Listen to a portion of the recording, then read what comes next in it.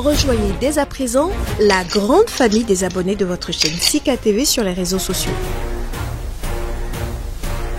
Sika TV, le vrai visage de l'actualité en Afrique, est en direct et en replay sur YouTube.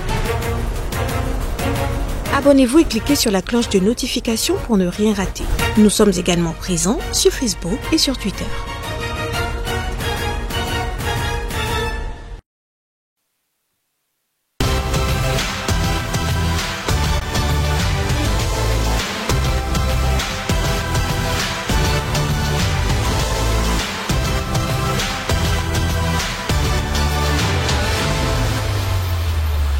Bonjour à tous, mesdames, messieurs, merci de nous rejoindre pour ce nouveau rendez-vous de votre émission 100% Bénin.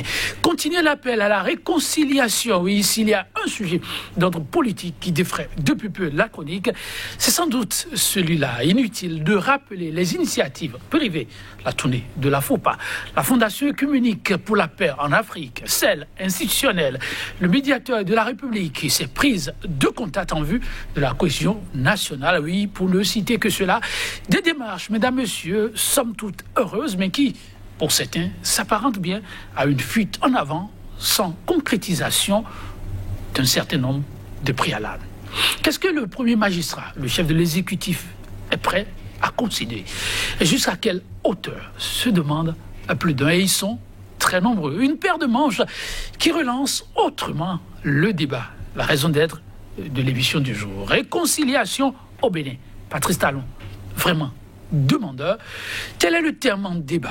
Avant de retrouver nos invités, votre page consacrée à la une des journaux.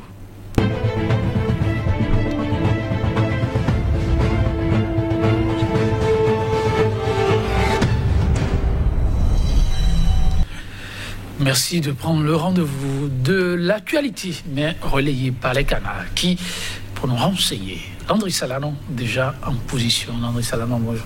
Bonjour, Joël Étendu. Alors, un lundi plutôt calme, on peut le dire. Mais en termes d'actualité, on retient quoi? Écoutez, faut-il ou non accepter la main tendue du chef de l'État, Patrice Talon, qui appelle, entre autres, à la réconciliation? Même dans les acteurs de l'opposition, on semble divisé sur la question. Dans cet ordre, Richard Boniworo, on le sait très bien, au Canada, a adressé donc une lettre ouverte à Patrice Talon. Le temps, en tout cas, moins dur cette fois-ci. Lui qui dit, si j'étais Patrice Talon, en tout cas avec une panoplie de propositions. On y revient d'ailleurs dans un instant. Actualité évidemment relayée par la presse ce matin. Également dans l'actualité, on parle de ces obsèques de Rosine Vieira-Soglo et ses Vicentia Bokor, qui a été donc choisi par la famille Vicentia Bokor, qui dirigeait jusque-là l'Institut national pour la promotion de la femme. On le sait très bien, professeur titulaire en imagerie médicale. C'est elle qui a été choisie par la famille Soglo pour organiser donc les obsèques de l'ex-première dame Rosine Vieira-Soglo. Et puis on n'oublie pas aussi cet appel de Patrice Talon qui appelle les Béninois à se vacciner. Oui, merci André pour démarrer en beauté, oui, la semaine. Plutôt digeste comme menu. Landry, on démarre avec le quotidien. On démarre avec la dépêche qui nous parle du Bénin, notamment une solution durable pour cette sortie de crise. Richard Boniworo écrit à Patrice Talon, le quotidien nous dit qu'on tend vers une convergence nationale pour un nouvel essor du Bénin. Matin Libre nous parle évidemment de ces propositions de Richard Boniworo. On rappelle, c'est un compatriote qui vit donc au Canada, politologue, habitué d'ailleurs à cette émission. Pour un nouvel essor du Bénin, vous avez donc la possibilité de découvrir dans les colonnes de Matin Libre les propositions de Richard Boniworo, sa lettre ouverte au chef de l'État, Patrice Talon. Lutte contre le harcèlement sexuel au Bénin. Angela Péja, journaliste, sort son livre intitulé « Bris de silence », nous dit le quotidien. Et puis la recrudescence des cas de Covid au Bénin, le maire de Cotonou, Luc Setonji-Atropo, lui appelle à la vaccination. Le Nouvel Observateur parle de cette réconciliation et s'interroge que cache cette saga des réconciliations entre Patrice Talon et puis certains opposants. Le quotidien qui semble donc un peu intrigué. Et puis ralliement à la mouvance, Bertin Kaovi dans la danse ou dans la sauce, s'interroge donc le journal Le Nouvel Observateur. Bertin Kaovi, on dira un pourfendeur du régime avant, désormais soutien du chef de l'État Patrice Talon, un peu avant l'élection du 11 avril 2021. Actu Express, en tout cas qui semble dire qu'il faut tout de même donner une certaine chance à tous ces acteurs. Politique de main tendue sur fond d'insinuations tendancieuses. Halte au procès en sorcellerie, s'exclame le quotidien de Médéric Gongo. La tolérance, dit le journal, et l'humilité pour le retour du vivre ensemble. Et Nassiara qui nous parle de ces sujets, en tout cas qui attendent donc le gouvernement. La reprise, ce sera donc la semaine prochaine, on précise le journal. Les sujets qui attendent le gouvernement après les vacances. Le président Patrice Talon est attendu sur des mesures idoines. On parle de Covid-19, cherté de la vie, crise politique, catastrophe liée donc aux inondations dans le Nord. Attention, beaucoup de sujets sont sur la table du chef de l'État. Et puis Nord-Sud Quotidien parle, disons, de ces mesures contre la Covid-19. L'appel du chef de l'État Patrice Talon à la vaccination. Le chef de l'État qui s'est donc adressé à ses compatriotes. C'était ce week-end. Allez donc vous faire vacciner, a dit Patrice Talon.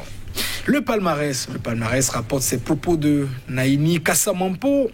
Les syndicats s'opposent de leur côté à la vaccination forcée. Dans les colonnes du quotidien, vous découvrirez cette lettre, adressée, la réflexion de secrétaire général de la CSTB, évidemment, qui rappelle que les syndicalistes s'opposent, les syndicats, à la vaccination forcée. L'avis aussi du secrétaire général de la COSI, Noël Chadari.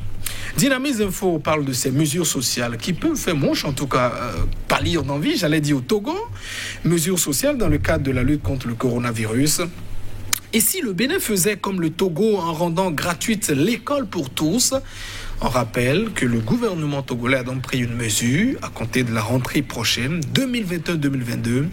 Pas de frais de scolarité pour les élèves inscrits dans les écoles, les établissements secondaires et puis les lycées, évidemment publics du Togo.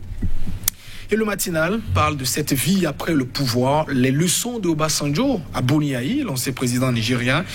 Le quotidien qui consacre d'ailleurs, évidemment, un sujet qui s'intéresse à l'agriculture, auquel se consacre d'ailleurs l'ancien président nigérien Obasanjo.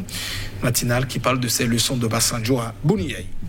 Et puis l'Afrique en marche, qui parle de ce décès de l'ex-première dame, notamment ses funérailles. C'est une femme qui a été désignée par la famille Soglo pour organiser les obsèques de Rosine Vieira Soglo. Elle a nom Vicentia Bokor. C'est évidemment la préférence de la famille Soglo, chargée évidemment de prendre contact avec les différentes personnalités. Et puis Fraternité parle de ce rapport publié donc indice des risques climatiques. 1 milliard d'enfants sont très fortement exposés. Le Bénin est classé 15e en Afrique, nous dit donc le journal. Et puis on boucle avec Vive d'Afrique qui parle de la montée des eaux dans les bassins des fleuves dans plusieurs communes du Bénin. Le Bénin n'est donc pas à l'abri du trop-plein dramatique. Zayanado en alerte rouge, à Djombonou, Caribomont et puis Malanville viennent donc vire à l'orange, nous dit donc le journal. Et puis c'est toute autre actualité toujours à la une du journal. On parle de ces foyers, évidemment, de maladies aviaires au Bénin. Stop des volailles au Bénin, du Bénin, Le Burkina Faso n'en veut plus. Voilà, on dit donc le journal qui fait allusion à cette note publiée par le gouvernement burkinabé pour interdire désormais la consommation de la volaille en provenance du Bénin, parlant de foyers d'influenza aviaire. Voilà, on en découvre chaque jour, Joël Etonji. Oui, on en découvre chaque jour. Quelle saison vivons-nous ces temps-ci? Pandémie, maladie, vraiment. Mais il faut encore beaucoup de sens de la positivité aussi pour s'en sortir. Beaucoup de courage à tous. Landry Salanon, oui, le Bénin qui cherche ses marques du vivre ensemble. Le sujet revient. La Dépêche nous offre une lettre ouverte ce matin. Oui, le quotidien rapporte cette lettre ouverte adressée par Richard Boniwourou, alors compatriote vivant au Canada, c'est un politologue. L'objet est intitulé « Vers une convergence nationale pour un nouvel essor du Bénin ». Visiblement, c'est donc la 6e lettre ouverte, je crois, qu'il adresse donc au chef de l'État, Patrice Talon. Cette fois-ci, le ton, je dirais pas glacial, en tout cas moins dur, même s'il rappelle tout de même que ses convictions par rapport à cette gouvernance ne changent pas du tout, évidemment. Mais Richard Boniwourou, qui, en tout cas de son côté, dit qu'elle est un peu, j'allais dire quelles sont un peu les solutions qu'on pourrait trouver à cette crise dans laquelle on se trouve actuellement, et semble en tout cas dire que la solution est tout de même entre les mains du chef de l'État, Patrice Talon. Il précisera en tout cas dans la lettre qu'il a adressée au président de la République, s'il était évidemment logé au palais de la Marina, par exemple, il pourrait donc initier, dit-il, une feuille de route au cours de laquelle différentes rencontres pourraient donc être organisées à travers certains experts, par exemple, pour débattre sur des questions essentielles, un peu comme des consultations, peut-être restreintes. Il dira aussi, s'il était donc le chef de l'État, Patrice Talon, par exemple, il proposerait, je l'ai dit, un certain agenda, par exemple, qui concernerait la production de certains décrets sur la pacification de façon générale sur le pays. Et à lui aussi de préciser qu'on ne sort pas héros, par exemple, quand on a des prisonniers de guerre. Autrement dit, toutes ces personnes qui sont donc en prison, en tout cas pour la plupart arrêtées dans le cadre de ces manifestations, de la crise post-électorale, en principe, donc doivent être donc libérées. Autrement dit, on attend donc un geste salvateur de la part du chef de l'État, Patrice Talon, pour la libération de toutes ces personnes. À lui de préciser évidemment qu'il croit qu'il a donc la capacité d'inverser donc la situation et que pour en tout cas une certaine pacification du pays et la sérénité, le climat qui doit donc revenir, il est important que le chef de l'État puisse, en tout cas, comme on lui dit, j'allais dire, ramener un peu la balle à la terre. Autrement dit, lui, il propose carrément d'accepter quand même cette main tendue de la part du chef de l'État. On sait que dans l'opposition, en tout cas, cette position n'est pas partagée par tous les acteurs pour le moment de l'opposition. Certains préconisent toujours la rigidité, le ton très dur face à un régime. Candidat Zanel, lui, qui s'est tué, par exemple, a toujours dit on ne discute pas, en tout cas avec un régime qui prône la dureté, qu'il qualifie d'ailleurs de dictateur. Il faut simplement chercher les moyens pour inverser le rapport de force. Mais de ce côté, je crois que Richard Boni Oro, j'allais dire, s'inscrit un peu dans la marge de l'appel, en tout cas de pratiquement la classe politique. On le rappellera, la mouvance l'a dit, l'opposition aussi l'a dit, la société civile également l'a proposé. Mais ce qui faisait mot, c'est-à-dire quel est un peu le mécanisme que l'on propose dans cette réconciliation, en tout cas souhaitée par tous. On sait que la plupart des gouvernants ont souvent les cheveux dressés quand on parle de conférences ou bien de réunions, parce qu'on ne sait jamais ce qui peut sortir de ces réunions. Le rapport de force peut rapidement basculer de votre côté. Mais je pense en tout cas que non plus ils peuvent donc rester à distance ou pas médias interposés pour discuter. Il faut forcément qu'on se mette contre les mécanismes, en tout cas assis autour d'une table, que ce soit peut-être des consultations restreintes ou pas. Il faut quand même trouver le moyen pour pouvoir échanger.